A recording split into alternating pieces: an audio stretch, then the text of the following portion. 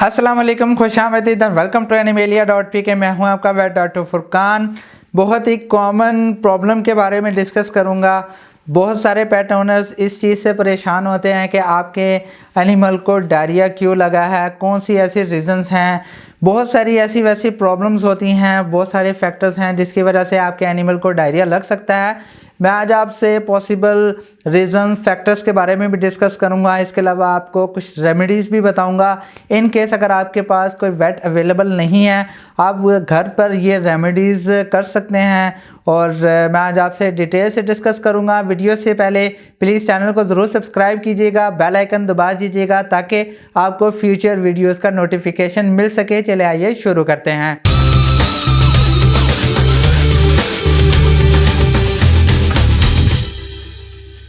First of all जो first point है वो है इन्फ्लेमेटरी बाउल डिजीज़।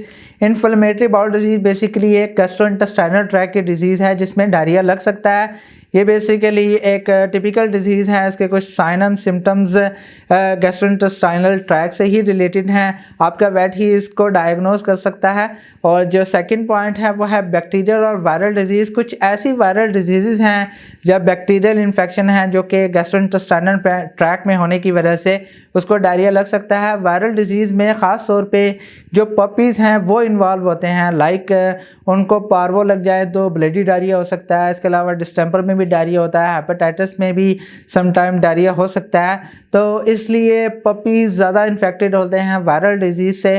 तो आप इज़िली अगर अपने एनिमल को वैक्सीनेट करवाएं तो इन आप चीज़ों से बच सकते हैं अपने एनिमल को हेल्थ को मेंटेन रखने के लिए और उसकी वायरल डिजीज़ से बचाने के लिए। जो थर्ड पॉइंट है वो है पैरासाइट।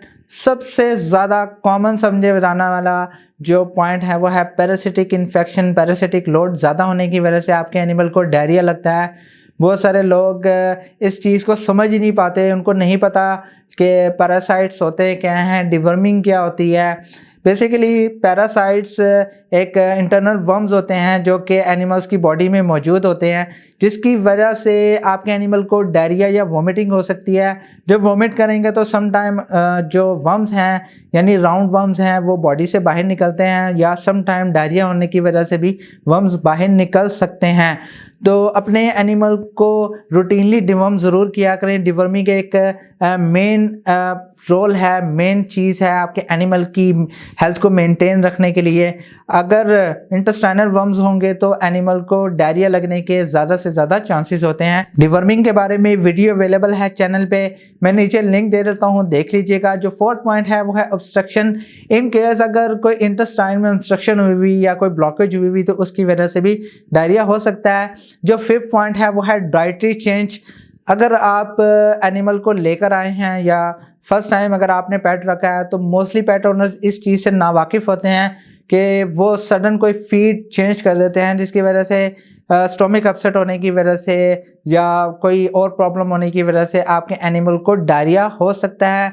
क्योंकि एनिमल बेसिकली जो डॉग फैमिली है वो इजीली न्यू चीज़ों को, नई जो फीड है उसको इजीली डाइजेस्ट नहीं कर सकती।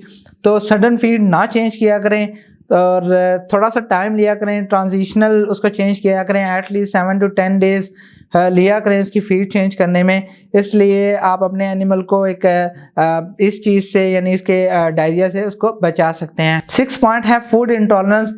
कुछ पपीज़ या डॉग्स के अंदर फूड इंटॉलरेंस होती है, वो किसी भी चीज़ से एलर्जिक हो सकता है। लाइक वो मीट से एलर्जिक हो सकता है या फिर बीफ, मटन या किसी और फीड से जो मार्केट से अवेलेबल फूड हैं उनसे हो सकता है। क्योंकि जो उनका स्टोमक है, सेंसिटिव स्टोमक होने की वजह से वो उसको ईजिली डाइजेस्ट नहीं कर सकते, उसको अब्जॉर्ब नहीं कर सकते, तो एनिमल को इस चीज़ से डायरिया लग सकता है। इससे बचाने का तरीका यही है कि आप एनिमल को ऑब्जर्व करें कि आपका एनिमल किस चीज़ की किस कंजम्पशन पे है, आप उसे क्या प्रोवाइड कर रहे हैं।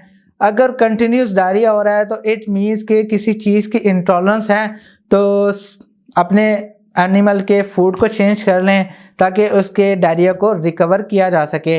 जो 7th पॉइंट है वो है पॉइजन।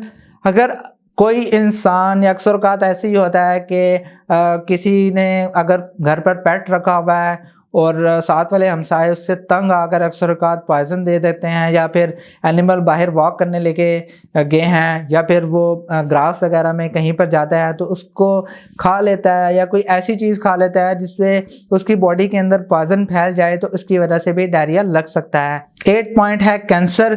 अगर एनिमल को इंटेस्टाइनल कैंसर हो जाए तो उसकी वजह से भी आपके एनिमल को प्रॉब्लम हो सकती है, क्योंकि जो उसकी एब्जॉर्प्शन है वो प्रॉपर नहीं हो पाती। आपने रेमेडीज़ यही करनी है कि अगर आपके पास कोई वेट अवेलेबल नहीं है तो फर्स्ट ऑफ ऑल अपने एनिमल को योगर्ट प्रोवाइड करें।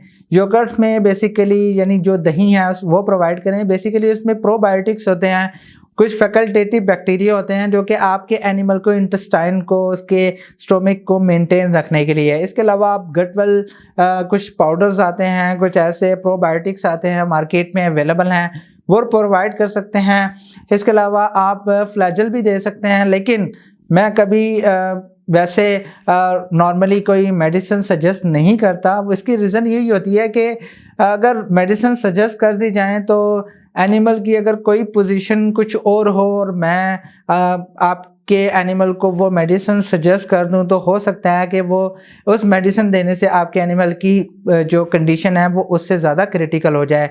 तो आप अगर नॉर्मली अगर कोई मेडिसिन यूज़ करें तो आप फ्लैजल भी यूज़ कर सकते हैं, इजीली टैबलेट या सिरप फॉर्म में आ सकती है। इसके अलावा अपने एनिमल को ब्लेंड डाइट प्रोवाइड करें। ब्लेंड डाइट मीन्स के चिकन की यखनी दे दें, साथ में चिकन का जो कीमा है वो बना के दे दें या फिर उसके रेशे बना के दे दें। आई होप कि आपको वीडियो ज़रूर पसंद आई होगी। अगर आपका कोई क्वेश्चन है या आप किसी डिजीज़ या मैनेजमेंट के बारे में जानना चाहते हैं तो टॉपिक मुझे कमेंट कर दीजिएगा।